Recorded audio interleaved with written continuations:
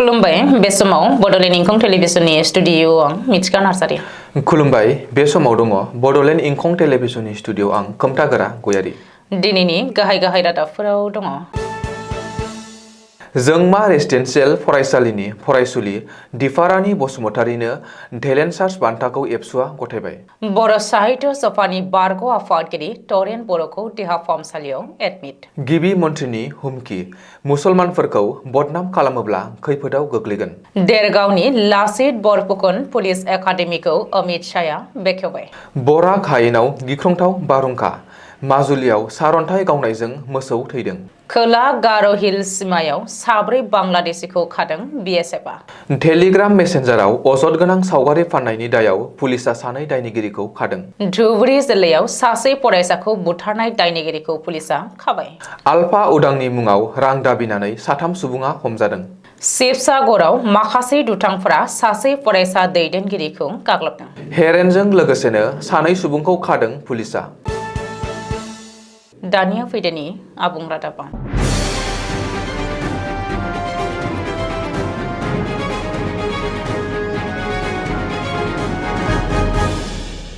क'क्राझार जिल्लानि सिङाव थानाय दतमा बड'फा फोथाराव खुंनाय 57थि दुलाराय बर' फरायसा आफादनि बोसोरसालिया जथुम्मायाव चिरां जिल्लानि बिजनी नोगोरजों नांजाबनाय भेदागावआव थानाय जोंमा रेसिडेन्सियेल बड' मिडियाम ओइचएस स्कुलनि गोरों फरायसुलि थरायना दिफारानि बसुमतारिनो मिरु एबसुआ खुंनाय थाखो 9नि टेलेन्ट सार्च आनजादाव उथ्रिनानै सेथि बान्था मोननो हानायखौ एबसुआ गथायबाय। बे टेलेन्ट सार्च बान्थाखौ थरायना दिफारानि बसुमतारियाबो गोसो खुसियै आजावदों। बर' साहित्य सभानि बारग' आफादगिरि आरो साहित्य अकादेमिनि बर' एडभाइजारि बर्डनि कनभेनर तरेन बर'नि देहाया फिन गाज्रि जादों। जाउनाव बिथांखौ गुवाहाटीनि गंसे प्राइभेट हस्पिटालाव एडमिट खालामनानै अक्सिजेन आरो थै होनो गोनां जादों। मिथिनो हानाय बायदिब्ला हिमग्ल'बिन खम जानायनि थाखाय तरेन बर'नो थै होनो गोनां जादों। बबेखानि बे खौरांखौ सुजुनाय समहालागै बर' थुनलाइ आफादनि बारग' आफादगिरि तरेन बर'नि देहायारि हालोदनि बागै बांसिनै मिथिनो हानाय जायाखै। मख'नो गोनांदि थुनलाइ आरो हारिमु बिथिङाव हारिनि थाखाय बिहोमा होनायनि थाखाय बिथाङा गोदान दिल्लीयाव नेशनेल एवार्ड मोननो हादों। रायजोनि मुसलमानफोरनि फारसे नोरोम जाबाय नामा गिबि मन्थ्रि डक्टर हिमन्त बिश्व शर्मानि साननाया। गिबि मन्थ्रिया बावैसो खौरांगिरिफोरजों मोगा-मोगियाव मुसलमानफोरनि सायाव होनाय बानबुंथिनि सायाव बे सोंथिया सिखांदों। मख'नो गोनांदि मुसलमानफोरखौ ओरैनो बदनाम खालामबाय थानो नाङा होननानैबो जोबथा सांग्रांथि होदों गिबि मन्थ्रि डक्टर हिमन्त बिश्व शर्माया। गिबि मन्थ्रिया सांग्रांथि होनानै बुंदोंदि सुबुं थुबुरमा मेल मिथिंफोराव मुसलमानफोरखौ माखासे सुबुङा बदनाम खालामगासिनो आरो मानगैयि खालामगासिनो दङ। दानिफ्राय मुसलमानफोरखौ बदनाम खालामोब्ला खैफोदाव गोग्लैगोन। बबेखानि दानि मुसलमाना गोदोनि मुसलमान बायदि नङा। आसामनि मुसलमानफोरा गोबांथार सोलायबाय। बेनिखायनो बिसोरखौ ओरैनो बदनाम खालामबाय थानो नाङा। दिनैनि समाव रावबो मुसलमान सुबुङा सासेनि बांसिन जुलि लाया। दिनैनि मुसलमान समाजाव सानै साथाम आइजोखौ जुलि लालिया आरो सानै साथाम जुलि लाग्रा मुसलमान लाइमोन गैलिया होननानैबो गिबि मन्थ्रि डक्टर हिमन्त बिश्व शर्माया बुंदों। ओरैहाय इउनिफर्मेल सिभिल क'ड सुंद'यै UCCखौ आसामनि रावबो मुसलमाना अजद खालामाखै होननानैबो गिबि मन्थ्रिया बुंदों। देरगावआव गोदानै बानायनाय लासित बरफुकन पुलिस एकाडेमिखौ दिनै बेखेवबाय। सानथामनि हाबाफारिजों सा-सानजा ओनसोलाव दावबायफैनाय मिरुनि नखर मन्थ्रि अमित शाहआ दिनै बेखेवबाय देरगावनि लासित बरफुकन पुलिस एकाडेमि।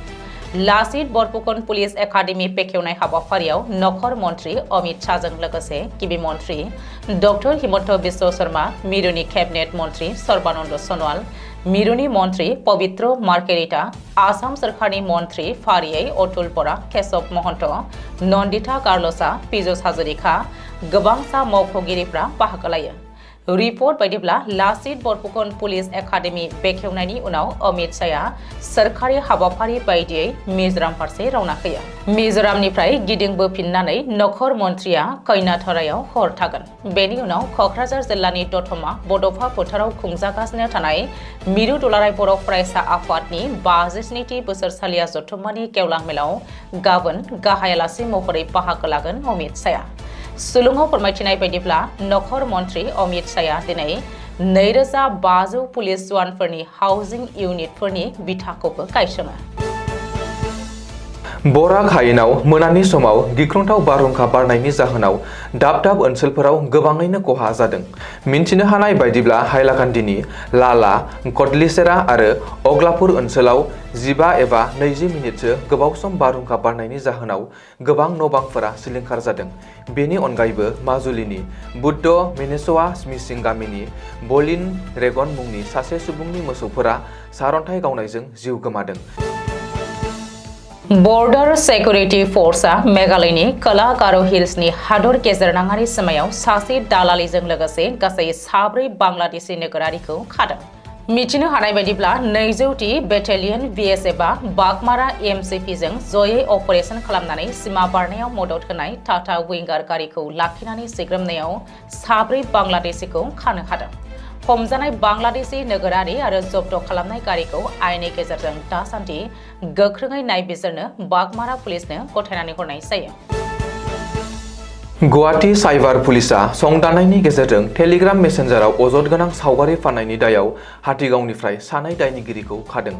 हमजानाय दायनिगिरिफोरखौ ICICI बेंकनि साखाथियाव थानाय गाइलीपारानि गौतम दास 27 बोसोर आरो दिसपुर पुलिस थानानि सिङाव थानाय वाइलेन्ड नं 1 नि हाउस नम्बर 5 नि थागिबि मनज बिरसा होननानै सिनायथि होनाय जादों। मिन्थिनो हानाय बायदिब्ला गौतम दासआ गावनि सिगां समनि मोजां मोननाय सिख्लानि प्राइभेट फट'खौ क्रिमिनेल नेटवर्कआव मोननायनि उनाव ब्लेकमेल खालामदोंमोन होननानै फोरमायथिदों। बबेखानि पुलिसआ बे जाथायजों लोब्बा गोनां गुबुन दायनिगिरिफोरखौ संदानना दिहुननो दासान्दि गोख्रों राहा लानायबो जाबाय। गौरीपुर पुलिसआ धुबुरी जिल्ला गरायमारिनि 9 थाखोआव फरायनाय फरायसाखौ खास्रि बिस्रि बुथारनाय दायाव सोमोन्दो गोनां दायनिगिरिखौ खाबाय।